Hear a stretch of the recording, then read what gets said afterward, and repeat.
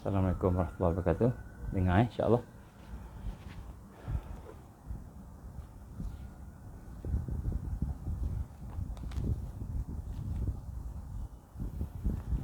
InsyaAllah kita mulai dengan Ummul Quran.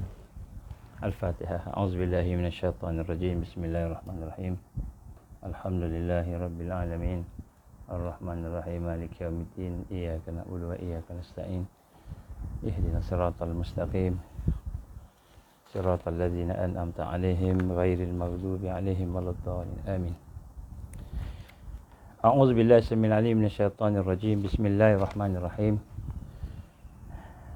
Innal hamdalillah nahmaduhu wa nasta'inuhu wa nastahdi wa nastaghfiruh wa na'udzu billahi min shururi anfusina wa min sayyiati a'malina. May yahdihillahu fala mudilla lahu wa may yudlil fala hadiya lahu.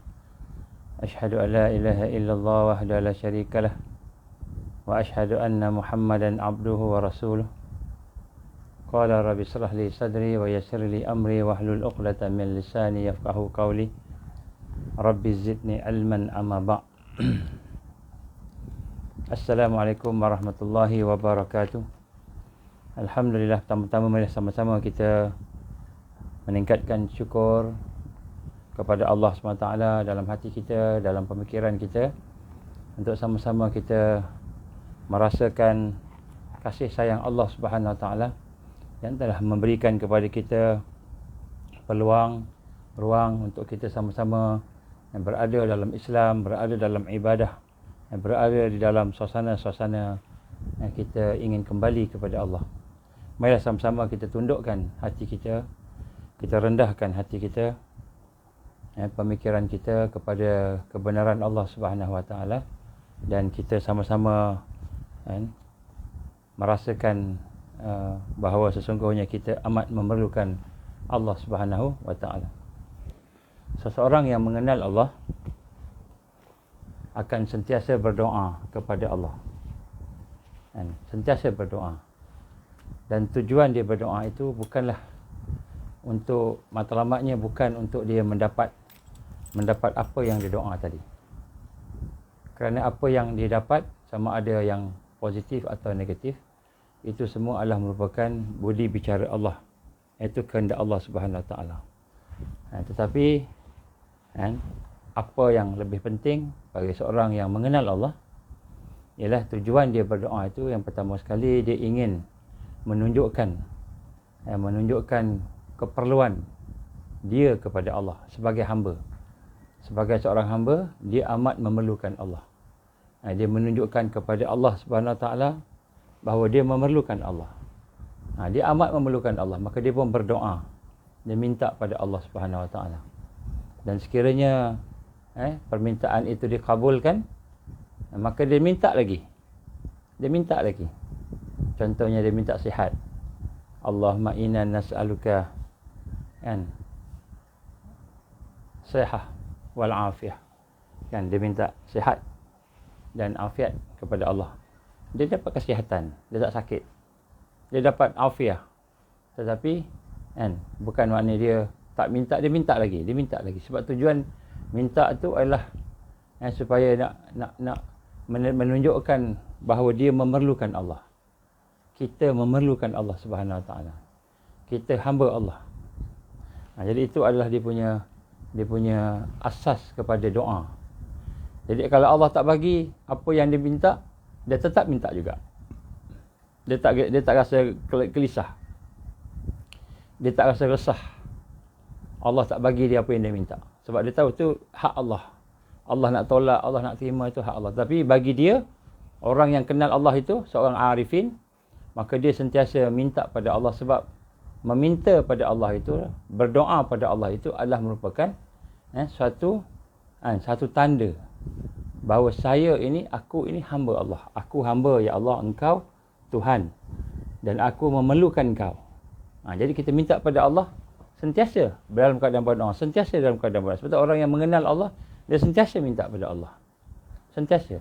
Dan dia minta pada Allah, sebenarnya matlamat dia bukanlah semata-mata nak dapat apa yang dia minta, tapi matlamat ni ialah untuk menunjukkan kehambaan dia, menunjukkan perhambaan dia kepada Allah.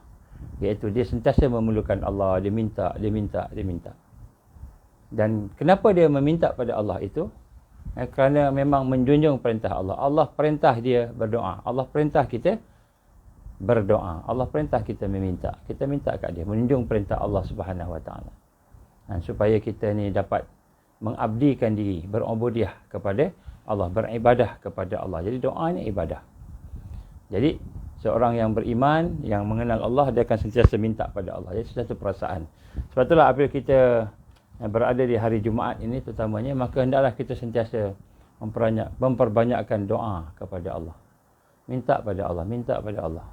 Dan Allah SWT telah menjadikan ada waktu-waktu, saat-saat yang mustajab doa di ketika hari Jumaat. Mustajab doa. Kenapa Allah SWT memberikan waktu-waktu mustajab doa di hari Jumaat? Kerana Allah nak memerintah kita supaya banyakkan doa. Allah beritahu ada waktu yang mustajab doa, tapi Allah tak beritahu bila. Lepas asar ke, waktu antara dua khutbah ke. Itu semua pandangan ulama' lah. Mungkin waktu antara dua khutbah, ketika azan, selepas azan, sebelum qamat. Jadi itu banyak waktu sebelum maghrib, waktu asar sebelum maghrib. Itu semua adalah merupakan pandangan ulama'. Tetapi sebenarnya Allah tak beritahu kat masa bila. Saat-saat yang digambarkan sebagai mustajab doa. Kenapa? Supaya manusia ni sentiasa banyakkan doa. Kenapa kita berdoa? Nak menunjukkan kita memerlukan Allah. Kita hamba, kita perlukan Allah. Kita nak Allah Subhanahu Wa Taala membantu kita, menolong kita, melindungi kita. Dan Allah sebagai Tuhan, sebagai Rabb. Kita nak mengagungkan Allah. Jadi inilah merupakan kita kata adab-adab berdoa tu. Kita nak kena merasa betul. Begitu kita rendah diri. Jadi insya-Allah tuan-tuan dan puan, kita nak sambung sikit apa yang telah kita bincangkan semalam. Semalam kita bincang bagaimana kita memerlukan kepada hati, jiwa kita, supaya jiwa kita itu sentiasa dalam keadaan dibersihkan, dalam keadaan mengingati Allah, terikat dengan Allah Subhanahu Wa Taala, dengan zikrullah. Sehingga jiwa kita itu sentiasa mendekati Allah Subhanahu Wa Taala, taqarrub pada Allah Subhanahu Wa Taala. Dan hari ini juga kita ingin sambung sikit dalam bahagian beribadah. Menjadi hamba Allah yang beribadah merupakan salah satu daripada sifat-sifat mereka yang dijanjikan di akhir zaman. Jilul mau'ud, iaitu generasi yang dijanjikan, yang akan melaksanakan kebangkitan dan yang akan melaksanakan tajdid dan akhirnya menang. Maka salah satu sifatnya ialah jilul mau'ud, iaitu dia sentiasa dalam keadaan beribadah kepada Allah Subhanahu Wa Taala. Dan dalam salah satu daripada ibadah kepada Allah, selain daripada hati yang kita sebut tadi sebagai raja, yang kita dah bincangkan bagaimana perlu berjalannya zikrullah, proses-proses untuk kita berzikir pada Allah Subhanahu Wa Taala. Proses tu kita kena faham. Peringkat-peringkat detailnya seperti fana, baqa dan sebagainya, makam fana, makam baqa, itu semua tu itu merupakan kajian-kajian para ulama tasawuf. Para ulama yang ingin mendetailkan sampai peringkat nak melihat di mana hala tuju hati kita. Yang itu mungkin bila ada kesempatan pada masa-masa akan datang mungkin kita akan bincang. Tapi itu bukanlah dia punya suatu yang dasar. Dasarnya ialah bagaimana kita nak bermula berjalan ni dalam tarbiyah rohiyah. Tarbiyah untuk mendidik hati kita, membersihkan hati kita supaya hati kita ni benar-benar bersama dengan Allah. Sentiasa bersama Allah, sentiasa membesarkan Allah, sentiasa mengenal Allah, supaya hati kita ini sentiasa dalam keadaan sejahtera. Inilah yang perlu yang kita sama-sama kena rasai. Dan insya-Allah pada hari ini kita akan berbincang mengenai satu lagi tajuk yang penting di dalam untuk memastikan kita menjadi hamba Allah menjadi hamba Allah Subhanahu Wa Taala yang beribadah, iaitu akal kita ialah mestilah akal yang ada kekuatan untuk melahirkan amal. Akal yang boleh berfikir. Akal yang boleh berfikir dan akal yang boleh melahirkan amal. Akal yang boleh melahirkan dan amal. Dan sebab itulah digambarkan kepada kita bagaimana kita ini salah satu kewajipan ibadah ialah berfikir. Jadi berfikir ni adalah ibadah. Tapi apakah perkara-perkara yang perlu kita fikirkan? InsyaAllah kita akan sentuh. Jadi akal dalam konteks berfikir, tafakkur yang tarbawi. Kita nak bagi tajuk pada hari ini. Tafakkur yang tarbawi. Memikir pemikiran ataupun hidup dengan berfikir yang boleh mendidik kita.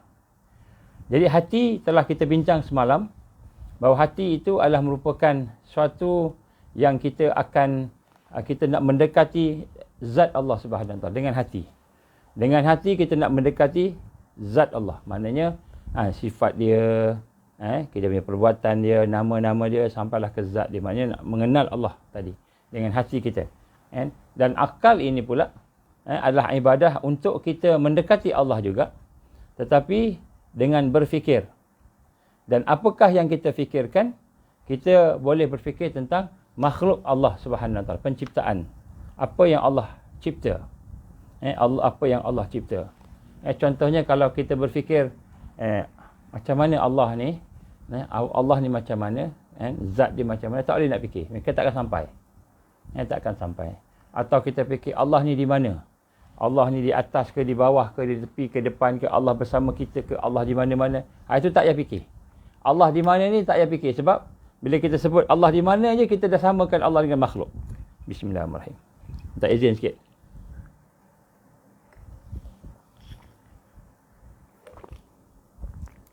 Bismillah. Alhamdulillah. Baru sampai daripada solat Jumaat ni. Hari ni solat Jumaat di PWTC. Sebab ada meeting ada mesyuarat di sini, kawasan sini lah. Ni pun di tempat lain ni, di tempat orang saya pinjam. Tuan-tuan rahmat Allah SWT, kita nak rasai bahawa kita jangan berfikir tentang zat Allah. Apa yang berkaitan dengan zat Allah jangan kita fikir. Kenapa kita tidak boleh fikir? Sebab tak akan sampai. Contohnya kita kata, di mana Allah? Soalan, di mana Allah? Kan?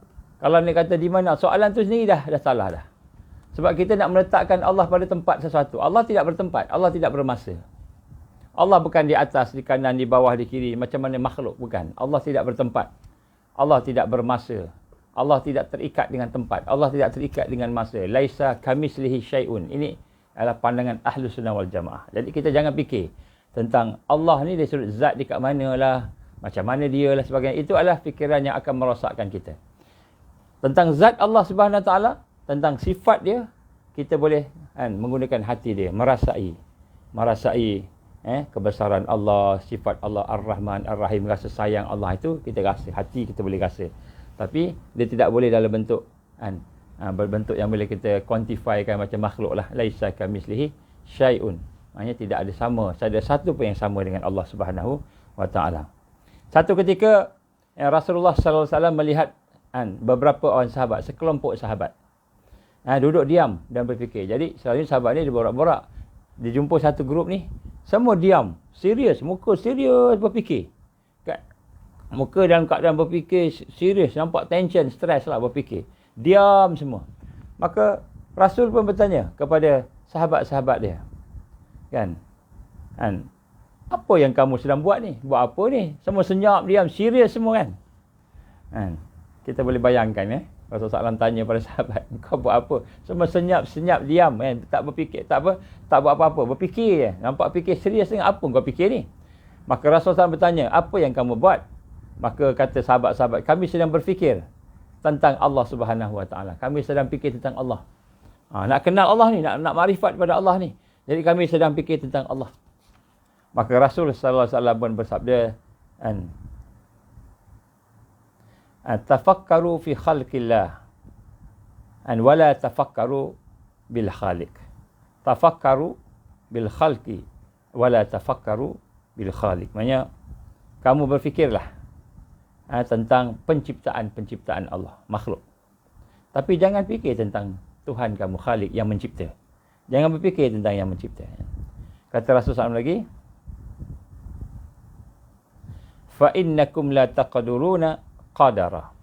Kamu sungguh-sungguh tidak akan mampu sampai, tak boleh sampai nak fikir pada tentang Allah Subhanahu wa taala. Jadi Rasul sallallahu alaihi wasallam menggambarkan kepada kita, tafakkaru fi khalqillah. Kamu berfikirlah tentang apa yang Allah cipta. Khalqillah, apa yang Allah cipta. Wala tafakkaru fillah. Dalam satu hadis yang sahih yang lain, wala tafakkaru fillah, jangan kamu berfikir tentang Allah, zat Allah. Jadi sinilah Nabi menggambarkan kepada kita, fa innakum la taqdiru naqadara. Kamu sekali-kali tidak akan sampai, tidak akan mampu untuk berfikir berkenaan dengan zat Allah, tak akan sampai. Kalau fikir gila, jangan fikir.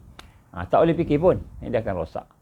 Jadi apabila kita sedang berfikir tentang Allah, kadang-kadang timbul dalam hati kita, Allah ni macam mana? Allah ni bagaimana? Allah di mana? Kita fikir tentang Allah, tentang zat Allah itu, maka itu adalah bisikan syaitan, waswas daripada syaitan.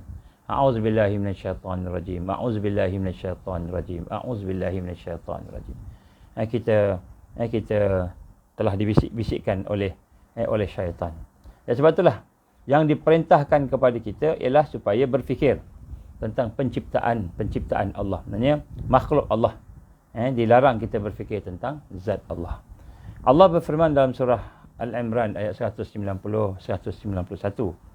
A'udzubillahi minasyaitonirrajim. Inna fi khalqis samawati wal ard wa ikhtilafil laili wan nahar laayatin liulil albab alladzina yadhkurunallaha qiyaman wa qu'udan wa 'ala junubihim wa yatafakkaruna fi khalqis samawati wal ard ila akhir ayat. Sesungguhnya dalam penciptaan langit dan bumi dan pertukaran malam dan siang, terdapat tanda-tanda bagi orang yang berfikir, orang yang berakal, ulul albab. Dan orang yang cerdik, siapa dia? Iaitu mereka yang sentiasa berzikir pada Allah. Allazina yazkurunallah. Sentiasa dalam keadaan berzikir pada Allah ketika dia berdiri, duduk, dan ketika dia berbaring. Kemudian dia berfikir, wa yatafakkaru fi khalqis samawati wal ard. Dan kemudian dia berfikir. Jadi bila kita dah bincang tajuk zikir semalam kita bincang tajuk zikir, maka hari ini kita kena tengok Allah perintah bukan saja berzikir, merasai bersama dengan Allah, merasai kita disayangi oleh Allah, kan? Kita rasa, kita berzikir sampai peringkat seluruh tubuh badan kita, seluruh sel kita duduk bersama-sama Allah Subhanahu Wa Taala. Maknanya kita merasai pemerhatian Allah, kan? Kasih sayang Allah dan sebagainya. Maka selepas daripada kita mengingati Allah itu, maka kita diminta supaya wa yatafakkaruna fi khalqis samawati wal ard. Maka Allah perintahkan kita untuk berfikir tentang kejadian-kejadian yang ada di langit dan yang ada di bumi. Nah, oleh itu pada hari ini kita tengok ada 5 perkara yang kita kena berfikir untuk membina kekuatan tarbawi, kekuatan tarbiyah. 5 perkara. Jadi kita nak kena bina 5 perkara ni. InsyaAllah bila kita dah membina 5 perkara ini, berfikir 5 perkara ini, maka kita akan dibuka cahayanya oleh Allah Subhanahu Wa Taala, sehingga insyaAllah kita akan mula mengenal Allah, mula mendekati Allah dan mula mengenali hakikat kebenaran itu. Dan apabila kita tidak berfikir dengan perkara-perkara yang disebutkan ini, maka kita akan menjadi manusia yang disebut mahjubin. Mahjubin ialah mereka yang terdinding. Mereka yang terdinding. Kenapa? Apabila kita tidak berfikir, maka dia akan sampai kepada nafsu. Nafsu ni apa? Nafsu ni ialah sesuatu yang ada, makhluk yang ada dalam diri kita ni yang sentiasa mengajak kita untuk berlebih-lebih, melampaui batas, melakukan benda-benda yang seronok saja, dia senang aja, kan? Baik. Yang pertama sekali, perkara yang kita nak kena berfikir dengannya ialah kita kena tafakkur dengan ayat-ayat Allah. Yang pertama sekali kita nak kena berfikir tentang ayat-ayat Allah, tanda-tanda kekuasaan Allah. Tentang langit, tentang bumi, bagaimana langit tidak ada tiang, bagaimana kejadian-kejadian yang ada di atas muka bumi ini, makhluk-makhluk yang ada ini yang Allah jadikan tadi. Contohnya bagaimana kalau manusia hari ini, kalau katakan dia berkahwin contohnya lelaki dan perempuan, dapat anak 5. Dapat anak 5. Walaupun maknya satu, bapaknya satu, tapi anaknya beza-beza, lain-lain. Ada rupa Shah Rukh Khan sikit, ada rupa Jackie Chan sikit, ada rupa antara Jackie Chan dengan Shah Rukh Khan, macam-macam rupa, tak sama, kan. Jadi padahal itu datang daripada mak ayah yang sama. Jadi kita lihat, kita dikendaki berfikir tentang kejadian alam ini. Jadi kita kena latih mata kita, telinga kita, deria indera kita ni, untuk kita mengesan kejadian yang ada di hadapan kita, segala yang berlaku di depan kita, dan segala apa yang ada di depan kita, makhluk tadi, dan kita nak hubungkan dengan Allah Subhanahu wa Ta'ala. Jadi kita nak hubungkan dengan kekuasaan Allah. Ini nombor satu.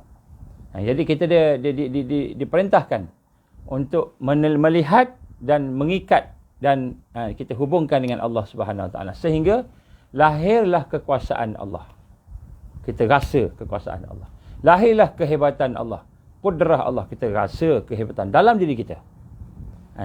Sehinggalah kita dapat merasai keagungan Allah Subhanahu wa Ta'ala.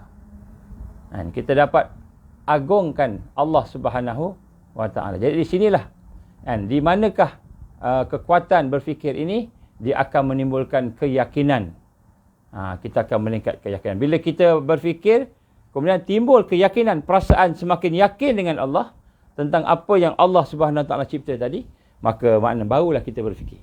Kalau kita tengok bukit, tengok gunung, tengok orang, tapi kita tak boleh nak hubungkan dengan kekuasaan Allah, tak boleh nak hubungkan dengan kehebatan Allah, tak boleh nak hubungkan dengan kita kata sifat-sifat Allah contohnya, maka kita belum lagi boleh nak berfikir. Dia tak kira berfikir lagi.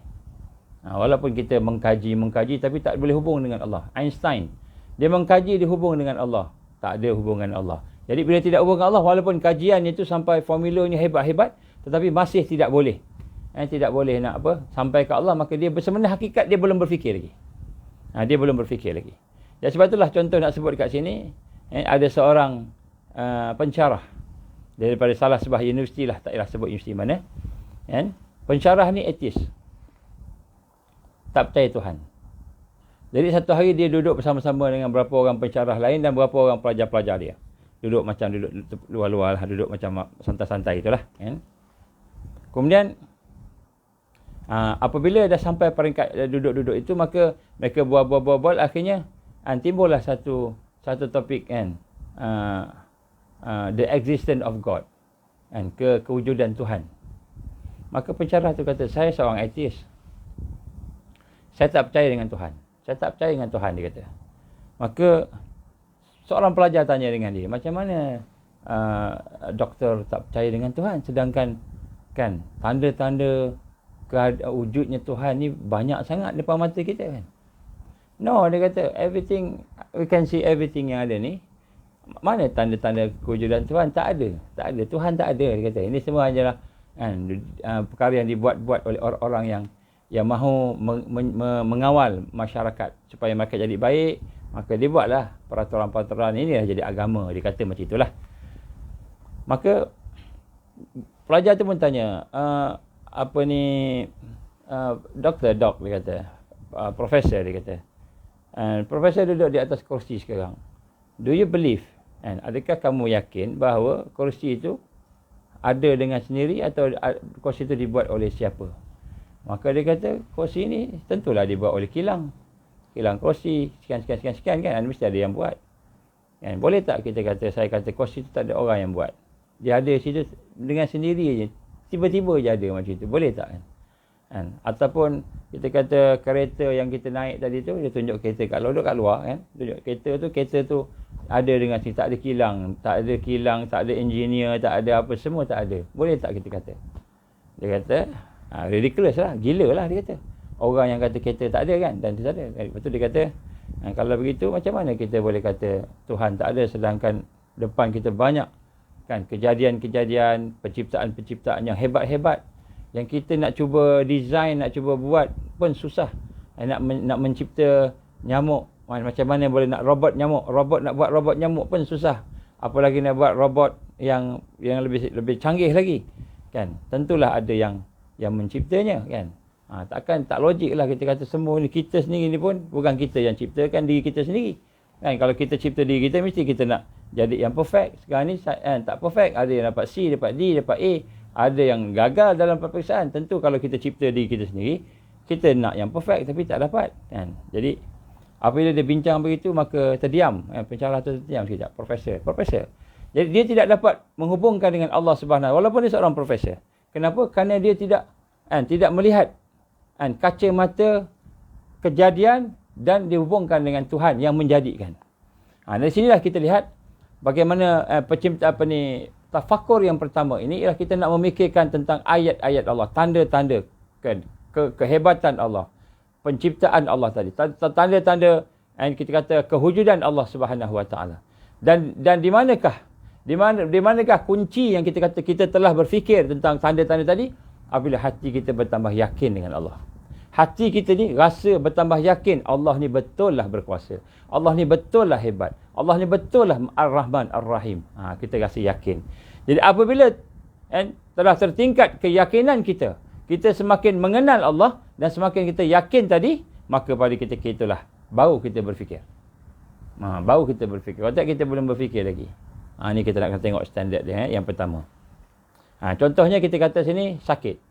Siapa yang nak sakit? Tak ada orang nak sakit. Tapi bila datang sakit dia. Kan? Mati, hidup. Begitu juga, kan? Siapa yang kontrol hidup kita? Siapa yang kontrol mati kita? Siapa yang berkuasa? Jadi bila kita fikir balik, kan, tengok balik, maka tiba-tiba kita rasa, oh betul lah. Tak ada lain melainkan Allah. Allah yang ada kudrah, iradah, ilmu, hayah. Kita fikir, maka tersentuh hati kita. Hati kita tersentuh, iman kita tertingkat, yakin kita tertingkat, maka barulah digambarkan bahawa kita telah bertafakur, kita telah berfikir yang tarbawi, fikir yang menyebabkan hati kita, keyakinan kita meningkat. Ini yang pertama. Yang kedua, ialah tafakur kepada nikmat Allah Subhanahu wa taala. Jadi tafakur kepada nikmat Allah Subhanahu wa taala ini adalah merupakan satu perkara yang penting. Maknanya apa sahaja yang kebaikan yang ada pada kita berfikir. Mata kita boleh melihat, telinga kita boleh mendengar, badan kita sihat, jantung kita berdenyut, Allah bagi makan, Allah bagi minum, Allah bagi Islam, Allah bagi semua nikmat, anak-anak, keluarga, rumah, kan, kita kata kereta kita, kenderaan kita, semua yang Allah bagi kepada kita, nikmat.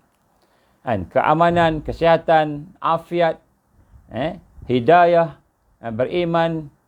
Dan Allah SWT memberikan segala yang ada pada kita ini, siang, malam, dan sebagainya. Maka bila kita melihat kepada nikmat-nikmat Allah Subhanahu wa taala, maka pada ketika itu kita pun merasai bahawa ini adalah kasih sayang Allah. Ini adalah merupakan sayang yang Allah pada kita, dan cintanya Allah pada kita. Allah bagi nikmat iman, Islam, dan ilmu. Maka kita pun meningkatlah syukur, bersyukur pada Allah. Jadi apabila kita memikirkan tentang nikmat, hati kita sampai peringkat hati kita rasa bersyukur sangat pada Allah. Hati kita rasa sayang pada Allah Subhanahu wa taala, mahabbah pada Allah Subhanahu wa taala, maka barulah kita dikatakan berfikir dengan nikmat. Barulah kita dikatakan berfikir. Kalau tidak, tak sampai fikir, tak sampai tahap tafakkur yang tarbawi.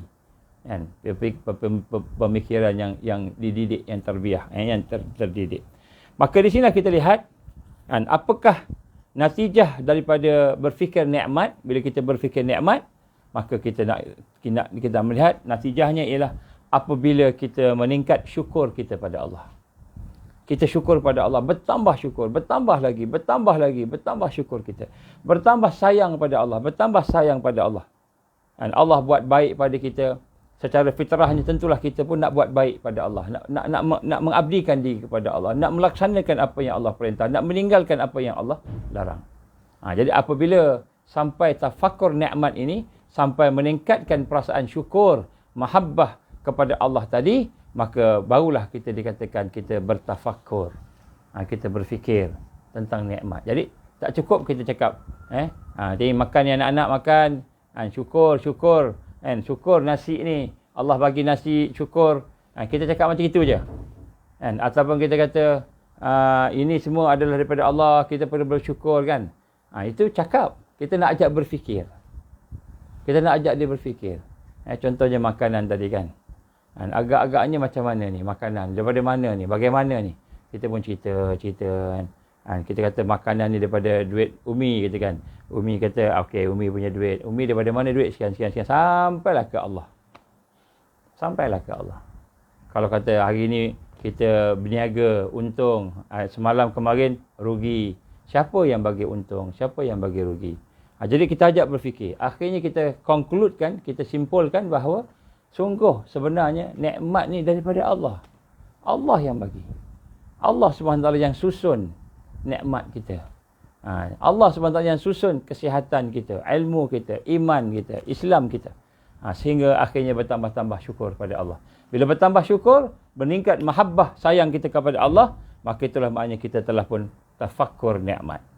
Kita telah berfikir tentang nikmat Allah Subhanahu wa taala. Ini nombor 2. Nombor 3, kita tafakkur tentang pahala, ganjaran.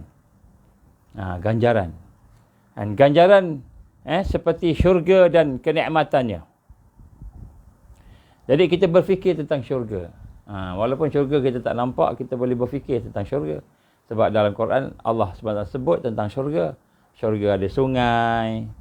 Di dalamnya ada sungai. Syurga ada buah-buahan. Allah ajak kita berfikir tentang syurga sekian. Jadi terutamanya untuk kita ni, kan, kita nak apa?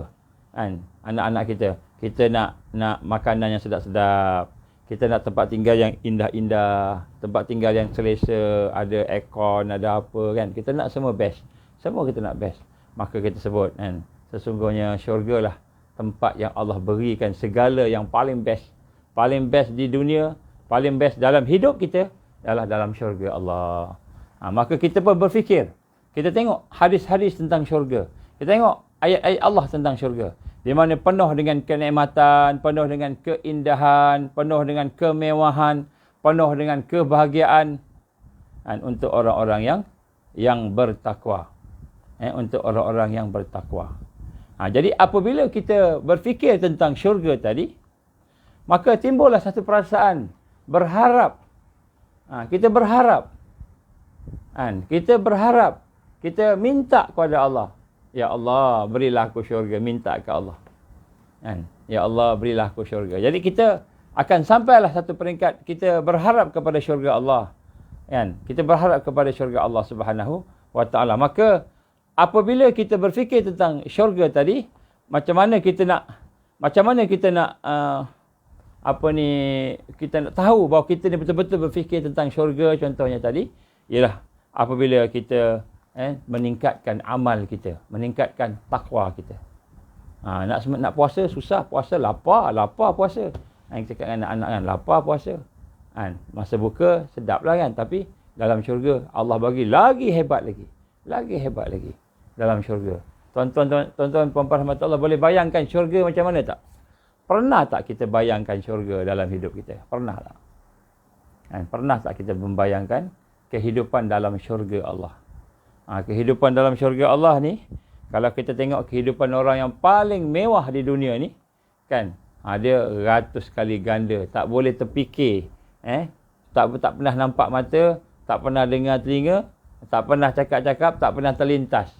Kalau kita terlintas tu, dia lebih hebat lagi daripada yang kita terlintas tu. Ini syurga.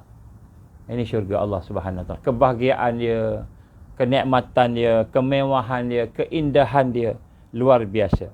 Tetapi kalau kita berfikir saja tentang syurga, tapi tidak meningkat takwa kita, tak meningkat amal kita, maka kita hanya berangan-angan saja. Kita berangan-angan. Kita bermimpi-mimpi je lah. Macam gitu. Jadi, angan-angan adalah merupakan racun. Racun.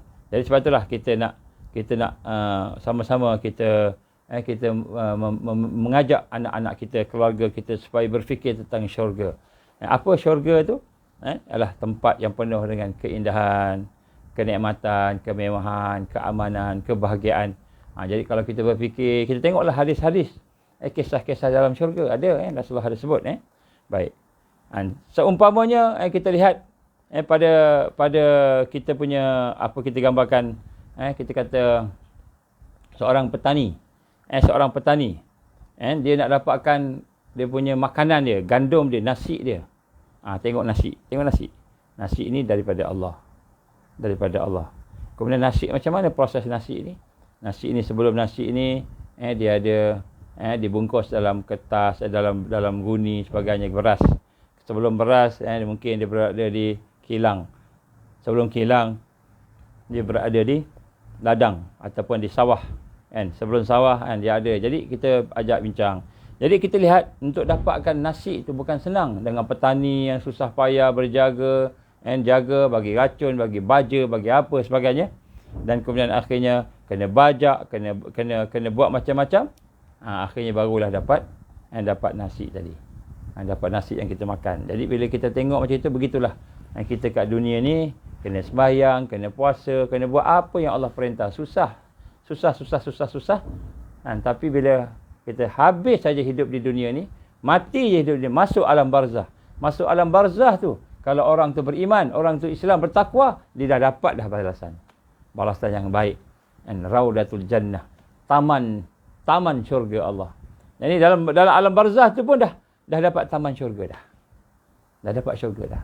Walaupun belum masuk syurga yang sebenar. Jadi orang yang beriman kan, orang yang bertakwa. Jadi kita lihat, apabila kita berfikir tentang pahala, ganjaran, kita kata sesuatu yang Allah akan beri hadiah kepada kita, anugerah kepada kita dengan rahmat dia tadi, maka pada ketika itulah ia menjadi kekuatan kepada kita untuk taat pada Allah, motivasi kepada kita untuk bergerak dengan lebih lancar lagi. Satu harapan, satu kekuatan tadi, maka tafakur itu akan mengeluarkan hasil, akan menghasilkan apa? Menghasilkan amal soleh. Amal soleh yang meningkat. Jadi selagi kita tidak berfikir, tidak sampai kepada amal, kita berfikir tentang syurga, berfikir tentang akhirat, berfikir tentang apa tadi, tapi tidak meningkatkan amal. Amal tak tertingkat. Maka fikiran tu tidak dikira sebagai ibadah. Tak jadi ibadah lagi. Tak jadi ibadah. Ada hanya angan-angan kosong. Saya nak masuk Jannatul Firdaus, saya berbayangkan, syurga macam gini, ada rumah sendiri, ada tanah sendiri, ada semua. Kita nak ada kenderaan sendiri, ada kuda, ada apa, ada sungai sendiri, ada tanah, ada kebun. Kita bayangkan syurga. Tapi sama juga sembahyang kita macam tu juga. Tak meningkat khusyuknya. Amalan kita nak sunat pun kita malas. Malas nak sembahyang sunat, malas nak beribadah, nak taat kepada Allah. Maka itu bukan berfikir, itu namanya berangan-angan. Berangan-angan. Kita berangan aja. Jadi berfikir ni apa? Berfikir ni bila kita fikir sungguh-sungguh, berfikir kerut-kerut dahi kita, berfikir tadi sehingga melahirkan amal, meningkatkan ibadah kita. Jadi motivasi. Sebab tu ada hadis-hadis yang menjadikan motivasi pada kita. Contohnya membaca surah Al-Ikhlas 11 kali, Allah bagi satu rumah, satu istana dalam ni. Adalah hadis-hadisnya. Tengok hadis, wah, Allah bagi gini, kita pun baca. Kita baca tu kerana Allah. Tapi kita minta pada Allah, ya Allah, aku nak rumah, contohnya. Nak minta ke Allah. Kita doa ke Allah. Mintalah, tak apa. Ya Allah, aku nak syurga. Minta, tak apa, minta syurga. Tak ada masalah. Tapi kita beramal kerana Allah. Baik, jadi sebab itulah di sini kita lihat bagaimana berfikir yang ketiga ini, yang penting ialah kita berfikir tentang, kita kena fikir juga tentang syurga. Ajak anak-anak kita fikir, ajak suami isteri kita fikir, supaya apabila kita berfikir tentang syurga, kita memperkenalkan syurga pada mereka, maka mudah-mudahan dia akan membentuk satu harapan, satu motivasi untuk dia menggalakkan dia beramal, meningkatkan lagi amal. Sebab Allah redha orang yang Allah redha orang yang beramal dan meningkatkan amalnya. Dan tanda Allah redha, Allah akan bagi syurga yang lebih tinggi lagi. Jadi apabila kita memperlihatkan tiga perkara tadi itu, maka dia akan meningkatkan amalan kita, amalan soleh kita. Sebab dia akan menimbulkan keyakinan, dia akan menimbulkan rasa syukur, sayang ke Allah, ikhlas ke Allah. Kemudian dia menimbulkan rasa galakkan pula, kalau aku buat ini, Allah akan bagi ni, Allah akan bagi. Allah akan bagi. Maksudnya Allah SWT yang Maha Pengasih akan bagi kita gini. Wah, kita syukurlah. Sebab Allah suka kat kita, Allah bagi. Allah bagi rahmat tadi. Jadi dia akan meningkatkan amalan. Jadi berfikir yang meningkatkan amal ini dari kita dikira sebagai tafakur yang tarbawi. Tafakur, berfikir yang boleh mendidik kita. Kemudian yang keempat ialah kita berfikir tentang siksa Allah. Kita kena fikir juga tentang siksa Allah. Azab Allah Subhanahu Wa Taala. Kan? Neraka Allah Subhanahu Wa Taala. Kita kena berfikir juga tentang neraka Allah, azab Allah Subhanahu Wa Taala. Kan? Apa nak azab Allah Subhanahu Wa Taala ini? Kan? Azab Allah Subhanahu Wa Taala ini ialah benda yang kita tidak boleh nak bayangkan. Kan? Azab dia. Udara dia pun dah menyeksakan, panas udara dia. Kan? Kita panggil superheat. Kan? Superheat punya apa ni dia panggil apa? Apa ni, udara yang panas, panas sangat, kena pun dah melecur dah. Ini belum lagi dia punya minuman dia dalam neraka Allah, belum lagi makanan dalam neraka Allah, buah zakum, makanan buah zakum ni ada duri, tapi kita makan bukan kopek duri dia macam durian, dengan duri-duri kita makan. Baunya busuk, sebusuk-busuk, lebih busuk daripada bangkai binatang, daripada mayat manusia, lebih busuk daripada segala yang paling busuk. Saya pernah pergi ke tsunami di Aceh. Kita bertembung dengan mayat-mayat ni. Busuknya luar biasa. Tak hilang busuknya. Berminggu-minggu, mungkin bulan, tak hilang bau busuk mayat. Tuan-tuan rahmati Allah Subhanahu Wa Taala, yang dah mayat yang dah jadi air, jadi cair tu kan, busuknya luar biasa. Dalam syurga Allah, dalam neraka Allah lebih teruk lagi. Busuknya. Bayangkan kita hidup di tempat yang busuk. Tempat yang busuk. Sehingga rosak hidung kita. Kita sedut, kita bau busuk tu, rosak hidung. Hidung kena jadi rosak. Bila hidung rosak, Allah baiki balik hidung tu. Jadi elok balik. Busuk lagi, rosak hidung balik. Hidung rosak hidung kita. Bau busuk yang merosakkan hidung. Bukan bau busuk tu setakat busuk je, tak, sampai hidung kita rosak. Sakitlah maknanya, sakitlah. Maknanya busuk sampai menyengat, sakit. Tu tak termasuk udara panas yang kena melecur. Bila melecur, jadi elok balik. Melecur, jadi elok balik. Jadi sakit setiap saat. Jadi siksaan fizikal. Minuman yang kita kata air yang kotor. Air yang kotor, minumannya busuk. Makanannya busuk. Dah lah busuk, tajam. Buah zakum tu dia apa namanya, duri dia tu tembus. Bila pegang tu tembus. Panas, tembus. Tembus tangan. Tembus. Masuk sini, masuk dalam mulut, tembus. Keluar dia punya apa ni, duri tu, tembus masuk. Masuk ke halkum, pecah halkum. Halkum pecah. Sampai ke lidah, lidah pecah, mulut pecah, terbakar. Terbakar mulut. Allah betulkan balik. Terbakar lagi, betulkan balik. Sampai ke terun, telan sampai ke halkum. Halkum terbakar, pecah halkum. Hidup balik, pecah halkum, hidup balik. Kan? Sampai ke apa ni, perut, usus, pecah usus. Buah zakum masuk dalam usus, pecah usus. Elok balik, pecah usus, elok balik. Maksudnya setiap saat dalam keadaan yang sakit. Sampailah kita buang air. Besar, habis, pecah. Pecah, sakit, pecah, sakit. Allah hidupkan balik. Mati, hidup balik. Tidak ada kehidupan, tidak ada kematian. Ini siksaan di dalam azab Allah. Cuba baca dalam hadis-hadis Nabi.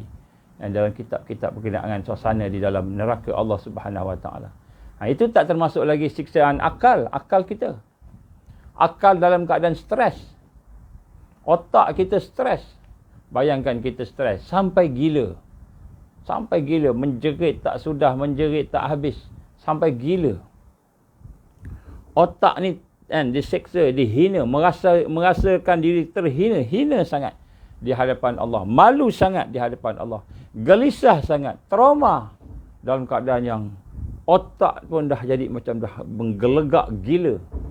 Hati pun rasa tak sedap. Hati pun rasa kan bimbang, takut, malu, rasa jijik dengan diri sendiri. Hati kita rasa benci pada diri kita sendiri. Hati kita menyesal sangat. Jadi Allah seksa dalam neraka Allah ni semua. Maknanya fizikal kita pun sakit. Kan? Otak kita pun sakit. hati kita pun sakit. Semua. Jadi kita bayangkan bagaimana bila kita berfikir tentang azab Allah. Kalau Allah murka, apa jadi pada kita? Maka Allah campakkan dalam neraka dia. Allah campakkan dalam Jahannam. Pada masa tu, nak lari tak boleh. Nak buat apa pun tak boleh. Diseksa. Setiap saat diseksa. Saya pernah pergi ke satu travelling naik bas masa dah lama dah. Saya nak pergi ke Penang masa tu naik bas. Sebelah saya ada seorang orang putih daripada Australia. Dia berniaga, dia buat bisnes di Malaysia dan dia buat bisnes di Thailand. Jadi dia sentiasalah naik daripada Kuala Lumpur pergi ke Penang, pergi ke Thailand, patah balik ke Kuala Lumpur, sentiasalah. Orang Australia, orang putih. Jadi dalam tu dipendekkan ceritalah. Akhirnya kami pun berbual-bual. Bual-bual, dia pun cakap kenalkan diri dia sebagai businessman sebagainya.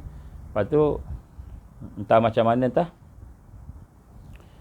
termasuk tajuk perbualan tu kehidupan selepas mati. Saya nak tanya dia macam mana dia faham kehidupan selepas mati. Maka dia kata nombor satu, dia kata kematian ni, dia kata dia yakin mesti ada syurga neraka. Dia yakin mesti ada syurga ada neraka. Lepas tu saya tanya, kenapa? Are you Christian? Dia kata saya bukan Christian, saya atheist. Saya tak ada agama, bukan atheist. Saya tak ada agama. Tapi dia yakin mesti ada syurga atau neraka. Lepas tu saya tanya dengan dia, kenapa kamu yakin ada syurga ada neraka? Sebab dia kata itulah fitrah kita. Dia kata macam nature, it is nature. Mesti ada balasan, baik ke buruk. Tapi dia tak ada agama, tak ada agama.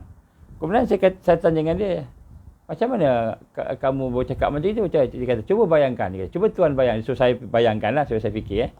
Dia kata apa? Dia kata, cuba bayangkan mati, bila kita mati tu gelap gelap gelita, gelap, tak nampak, tak ada cahaya semua kan, gelap dalam tanah gelap. Gelap selama-lamanya gelap kata. Kamu hidup. Maksudnya kamu boleh nampak gelap, boleh nampak ni sebagainya, gelap selama-lamanya. Oh, dia kata it will be very scary, dia kata. Satu yang menakutkan, hidup ni gelap aja. Sepanjang masa gelap, bertahun-tahun gelap aja kita. Dalam kubur lah dia bayangkan gelap. Dia kata tak logik. Mesti ada syurga atau neraka. Ni orang putih cakap lah, orang yang tak percaya agama lagi kan. Kemudian saya pun tanya dia, oh macam itu ya? Ceritalah, okey tak apalah. Kemudian saya tanya dengan dia, so macam mana, apa pandangan kamu tentang syurga neraka ni? Kata yang pertama, kata saya yakin saya masuk neraka. Saya yakin saya masuk neraka, dia kata. Masuk neraka? Masuk neraka. Tapi dia bayangkan neraka macam mana tau? Dia bayangkan neraka macam dalam penjara. Macam dalam penjara mana-mana kat dunia ni. Kan ada masanya kena buat kerja keras, pukul batu, pecah batu, buat kerja keras. Ada masanya tidur dalam sel. Ada masanya rehat-rehat. Ada masanya mandi-mandi. Ada masanya kerja keras. Tapi duduk dalam penjara lah. Macam tu.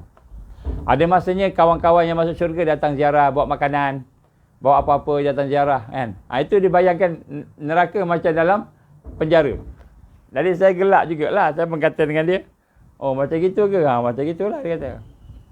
Tapi saya tak sebutlah macam mana Islam sebut kan. Sebab kita tak nak bincang benda yang terlalu dalam sangat. Benda yang mula-mula nak tentang Islam dulu kan. Tapi nak bayangkan sini, orang yang tidak ada hidayah ni, tidak ada panduan ni, tak ada hadis, tak ada Quran, dia bayangkan macam itu. Penjara ni, neraka macam dalam penjara. Ada masa rehat, ada masa kerja keras, pukul pecah batu, ada masa sukan-sukan, ada masa macam itu kan. Ada hak lah. Tak ada. Dalam penjara tidak ada hak.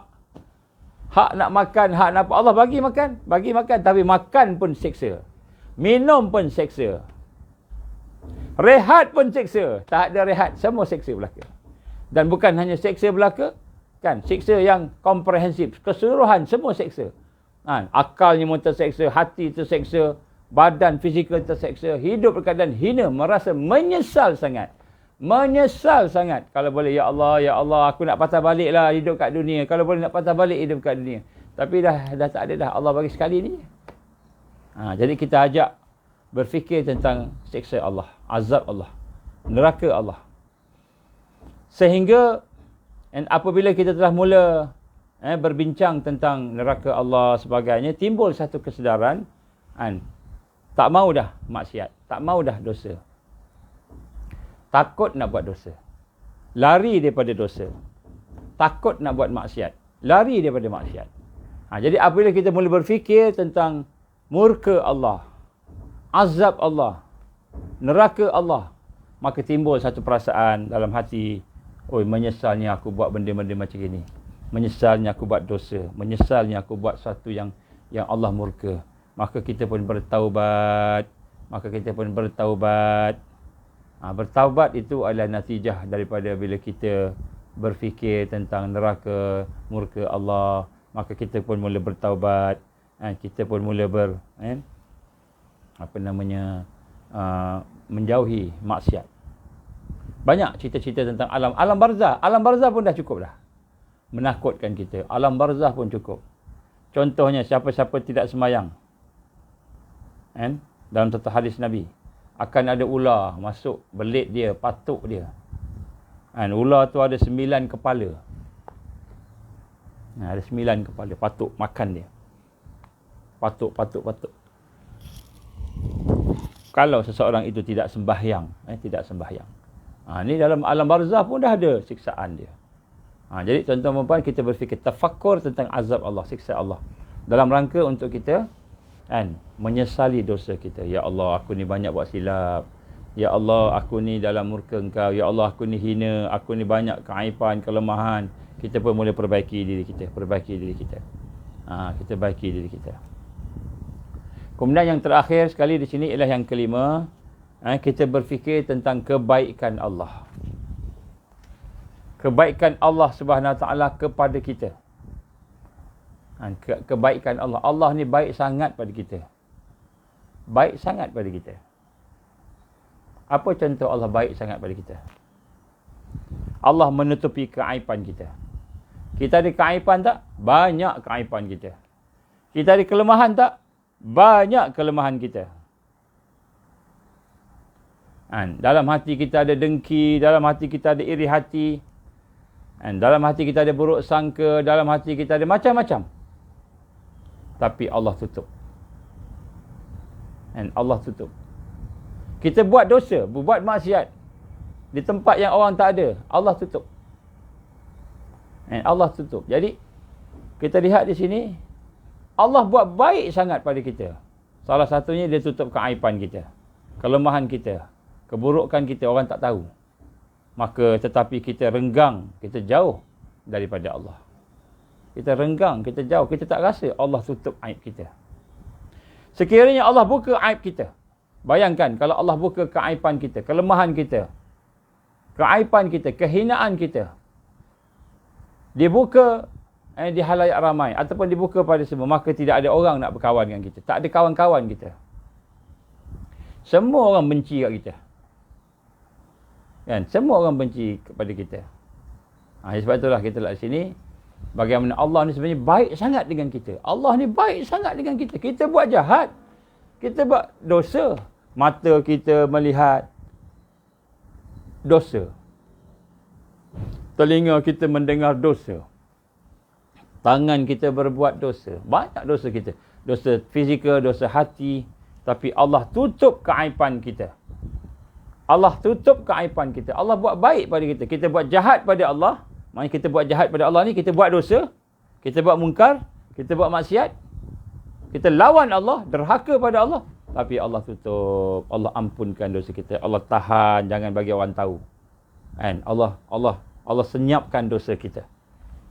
Maka sekiranya kita berfikir tentang itu, Allah ampunkan dosa kita, bila kita buat maksiat dan sebagainya, maka timbullah satu perasaan malu pada Allah. Kita timbul perasaan malu pada Allah, Allah bawa baik, Allah bagi baik, Allah bagi rezeki. Kita guna kebaikan rezeki yang Allah bagi untuk buat dosa, maksiat kepada Allah Subhanahu Wa Taala. Maka malu kita di hadapan Allah Subhanahu Wa Taala. Allah buat baik pada kita. Kita tidur malam-malam, Allah jaga kita tidur. Allah jaga kita tidur. Semut lalu je, tak masuk dalam lubang hidung kita, dalam telinga kita. Kan, lipan ke, dan apa-apa yang datang, makhluk-makhluk yang jahat datang nak buat jahat kita, Allah lindung kita. Dan kita tidur tu pun Allah jaga kita. Kita tidur pun Allah jaga kita. Kita nak pergi kerja, nak pergi balik kampung, naik kereta, tak aksiden. Orang lain aksiden, mati. Cedera parah, patah kaki, patah tangan. Cacat seumur hidup. Orang lain naik kereta, aksiden, mati. Macam-macam kena. Kita, Allah lindung. Allah lindung kita, tak aksiden. Walaupun dalam kereta lalai kita mendengar sesuatu yang melalaikan, berbincang sesuatu yang melalaikan, tapi Allah lindung kita, tak aksiden. Tak ada aksiden, tayar tak pecah. Kan? Enjin tak meletup. Kan? Kita kata orang tak langgar kita, kita tak langgar orang. Jadi Allah SWT lindung kita, pelihara kita. Kan? Tapi kita jauh daripada Allah. Kita renggang daripada Allah. Kita lalai daripada Allah Subhanahu Wa Taala. Malahan kadang-kadang kita buat dosa besar. Kita buat maksiat, mungkar depan Allah. Kita buat dosa besar, mensyirikkan Allah. Dan menghina Allah. Kita menghina Allah dengan mensyirikkan Allah Subhanahu Wa Taala. Menzalimi diri kita sendiri. Maka pada masa itu Allah tetap tutup dosa kita. Allah pelihara kita. Allah bagi kita makan. Allah bagi kita minum. Allah bagi kita rezeki. Allah lindung kita. Protect kita. Sama ada ketika tengah tidur pun Allah protect. Tengah naik kereta. Allah protect. Sepatutnya dah aksiden dah. Tapi tak aksiden. Allah protect kita. Allah lindung kita. Maka bila kita fikir tentang Allah ni baik sangat pada kita. Baik sangat Allah pada kita. Allah buat baik pada kita. Bukan saja Allah buat baik pada kita, Allah sayang pada kita. Tapi kitalah yang jauh. Kitalah yang renggang. Kitalah yang buat tak tahu. Kitalah yang lalai. Maka masa itu timbullah satu perasaan malu pada Allah. Malu pada Allah Subhanahu Wa Taala. Jadi apabila kita malu kepada Allah Subhanahu Wa Taala, maka kita pun minta ampun pada Allah. Kelemahan kita. Kita pun memperbaiki kelemahan kita. Islah. Kita pun meningkatkan lagi amalan kita. Ubudiah kita. Kepada Allah Subhanahu Wa Taala. Ini tafakur. Ini tafakur yang kita kata tafakur yang boleh membina amal untuk kita berjalan terus kepada Allah. Jadi apa yang saya bagi pada tuan-tuan perempuan pada petang ini adalah sebagai satu poin-poin dia. Jadi kita kembangkanlah. Kita kembangkan. Yang pertama, kita berfikir tafakur tentang ayat-ayat Allah. Ayat Allah ni apa? Tanda-tanda penciptaan Allah, kebesaran Allah, kehebatan Allah. Apakah kekuatan daripada berfikir tentang tanda-tanda penciptaan Allah tadi? Maka kita pun merasakan kehebatan Allah, kita merasakan kesempurnaan Allah, dan akhirnya kita pun mula kenal Allah, kita pun mula bertambah yakin. Hati kita makin yakin, makin yakin, makin yakin. Jadi bila meningkat keyakinan itu, maka maknanya kita dah meningkatkan makrifat kita pada Allah. Maka itu tanda kita berfikir. Yang kedua ialah berfikir tentang tafakur, tentang nikmat yang Allah bagi. Apa yang ada pada kita, semua nikmat yang Allah, tak ada satu pun daripada kita sendiri. Semua nikmat Allah Subhanahu Taala yang bagi. Jadi tafakur nikmat ini, keamanan kita, kesihatan kita, afiah kita, hidayah kita, beriman kita dan sebagainya. Maka apa tanda kita berfikir tentang nikmat? Kita bertambah sayang pada Allah. Rupa-rupanya Allah sayang pada kita. Allah bagi macam-macam. Maka kita pun bersyukur. Alhamdulillah, Alhamdulillah. Kita pun bersyukur. Kita pun gunakan nikmat yang Allah bagi itu untuk amal soleh. Meningkatkan lagi kebaikan. Meningkatkan lagi ubudiah kita kepada Allah Subhanahu Wa Taala. Yang ketiga, kita berfikir tentang pahala, tentang syurga. Tentang perkara yang Allah akan bagi kepada kita. Walaupun amalan kita ni sikit, walaupun amalan kita ni tak lengkap, tak sempurna, tapi Allah akan bagi syurga. Rahmat Allah akan bagi syurga pada kita. Dengan rahmat Allah bagi pahala pada kita. Maka bila kita melihat tentang syurga tadi, maka kita tahu syurga tak akan dapat melainkan dengan meningkatkan amalan, dengan takwa. Maka tanda kita berfikir tentang syurga tadi, kita termotivasi untuk kita meningkatkan amalan-amalan kita. Meningkatkan amalan kita. Sehingga amalan kita itu semakin kuat, semakin kuat, semakin dekat dengan Allah. Yang keempat ialah kita berfikir tafakur tentang siksa Allah. siksaan Allah, azab Allah. Kalau Allah murka pada kita, maka pada kita itulah kita akan merasakan bagaimana kita tak boleh lari daripada Allah. Azab Allah amat hebat, maha hebat, maha menyakitkan. Maka kita pun lari, takut daripada maksiat. Kita tak mau dah buat dosa, tak mau dah buat maksiat. Kita pun bertaubat, menyesal maksiat kita. Sebab kita tahu bila kita bermaksiat, Allah akan azab kita. Allah akan murka pada kita. Dan yang kelima ialah kita bertafakur tentang bagaimana baiknya Allah pada kita. Allah sentiasa buat baik pada kita, tolong kita, bagi kita, lindung kita. Tapi kitalah yang jauh daripada Allah Subhanahu Wa Taala. Allah bantu kita, Allah tutup keaiban-keaiban kita. Maka bila kita berfikir tentang bagaimana baiknya Allah pada kita, maka kita pula renggang jauh daripada Allah, maka timbullah satu perasaan malu. Dan bila kita rasa malu pada Allah, barulah kita menyedari, kita berfikir dan menyedari akan kebaikan yang Allah Subhanahu Wa Taala beri kepada kita. Jadi ini 5 perkara, insya-Allah apabila kita sudah mula latih diri kita untuk berfikir, kita ajak anak-anak kita, keluarga kita berfikir sama-sama, 5 perkara tadi kita boleh kembangkanlah. Cuba tengok dalam kitab-kitab hadis tentang syurga, tentang neraka dan sebagainya. Ajak berfikir tentang 5 perkara tadi itu, insya-Allah mudah-mudahan dia akan menjadi satu sumber kekuatan untuk kita meningkatkan lagi ubudiyah kita kepada Allah Subhanahu Wa Taala. Dan mudah-mudahan daripada situ kita akan bertambah baik dalam konteks kita taqarrub kepada Allah, mendekati Allah. Dalam konteks kita ubudiyah kepada Allah Subhanahu Wa Taala, insya-Allah. Itulah insya-Allah sikit sebanyak perkara yang perlu ada dalam pemikiran kita untuk kita islah diri kita, perbaiki diri kita. Mudah-mudahan kita akan dapat menjadi seorang yang betul-betul boleh berubudiyah dengan hati yang terikat dengan zikir, dengan akal yang terikat dengan berfikir. Maka zikir dan fikir tadi akan membawa kita kepada kekuatan. Akhirnya alhamdulillah Allah masukkan kita dalam golongan orang-orang yang disayang, orang-orang yang boleh mentajdidkan, dan akhirnya insya-Allah tuan-tuan kita ada kekuatan untuk menghadapi segala fitnah-fitnah yang ada. Fitnah yang ada di atas muka bumi ini, terutamanya fitnah akhir zaman yang sedang dalam perjalanan untuk datang ke tempat kita ni dengan lebih teruk lagi, dengan lebih hebat lagi, insya-Allah. Kita doakan mudahan kita termasuk dalam golongan al-abidun, orang-orang yang beribadah kepada Allah Subhanahu Wa Taala, insya-Allah. Ada kesempatan kita akan sambung lagi dengan ciri-ciri yang lain, insya-Allah. Mudah-mudahan bila kita faham ciri-ciri yang saya sebut cakup sikit ni, mudah-mudahan kita boleh proses diri kita untuk kita menghayatinya, menghadamkan dia dalam kehidupan kita. InsyaAllah mudah-mudahan kita akan termasuk dalam golongan orang yang boleh menerima kejayaan, menerima kebahagiaan, insyaAllah, daripada Allah, rahmat Allah tu di dunia dan akhirat, insyaAllah. Allahumma salli ala sayyidina Muhammad wa ala alihi wa sahbihi baraka wa sallam. A'udzubillahi samil alim minasyaitonir rajim. Bismillahirrahmanirrahim. Alhamdulillahirabbil alamin. Wassalatu wassalamu ala asyrafil anbiya'i wal mursalin wa ala alihi wa sahbihi ajma'in.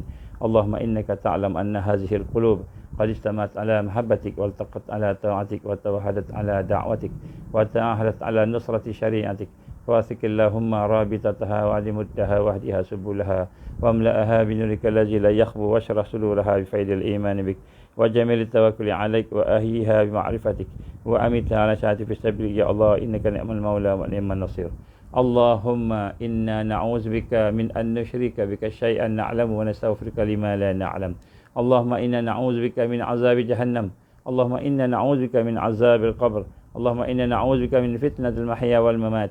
Allahumma inna na'udzubika min fitnatil masiihid dajjal. Allahumma inna na'udzubika minal ma'sam wal maghram.